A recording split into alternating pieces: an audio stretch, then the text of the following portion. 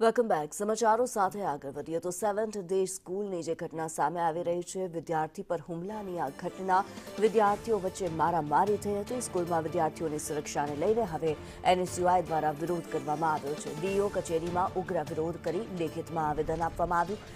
જવાબદાર અધિકારીઓનું તાત્કાલિક રાજીનામું લેવા માંગ કરવામાં આવી છે.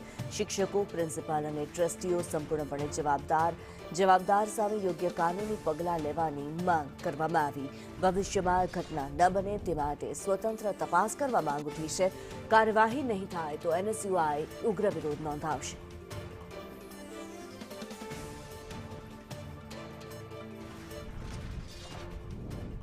ઘટના ગમે તે પ્રકારની હોય, નાની મોટી, પણ એની જાણ જે છે વહીવટદારને કરવી જરૂરી છે. અગાઉ પણ એમને આ પ્રકારે લેખિત પણ આપેલું છે. અગાઉ આ ઘટના પણ એ સ્કૂલમાં મોટી બની હતી.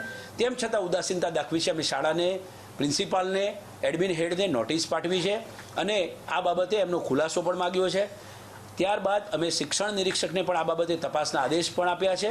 સીસીટીવી ફૂટેજ પણ અમે જોઈશું, વિગતવાર અહેવાલ જોઈશું અને શાળામાં આ પ્રકારની જ્યારે ઘટના બન્યાની જાણકારી નથી ત્યારે સદર શાળાના પ્રિન્સિપાલને અમે અને એમના એડમિન હેડ જે છે ખાસ કરીને એમના ઉપર કાર્યવાહી કરવા બાબતે અમે આગળનો નિર્ણય લઈશું. ગુજરાતની અંદર વાલીઓ પોતાના વિદ્યાર્થીને આ સ્કૂલમાં ભણતા મોકલવા માટે ડરી રહ્યા છે કે થોડા દિવસ અગાઉ જે ઘટના બની હતી પાછી અમારા વિદ્યાર્થી સાથે ના બને, છતાં પણ આ ઘટના કાલે બની. અમે ડીઓને રજૂઆત કરી કે ક્યાં સુધી આ વિદ્યાર્થીઓનો ભોગ લેવાતો રહેશે, ક્યાં સુધી વાલીઓ પોતાના વિદ્યાર્થીઓને આવી રીતે ડરના માહોલમાં શિક્ષણમાં મૂકતા રહેશે.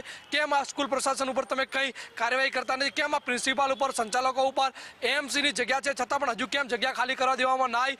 અમારી માંગ છે તાત્કાલિક આ પ્રિન્સિપાલ ઉપર એક્શન લેવામાં આવે, સંચાલકો ઉપર એક્શન લેવામાં આવે. જો આવું કરનાર નહીં આવે તો આવનાર દિવસોમાં ડીઓ કચેરીનો ઘેરાવો 7 ડે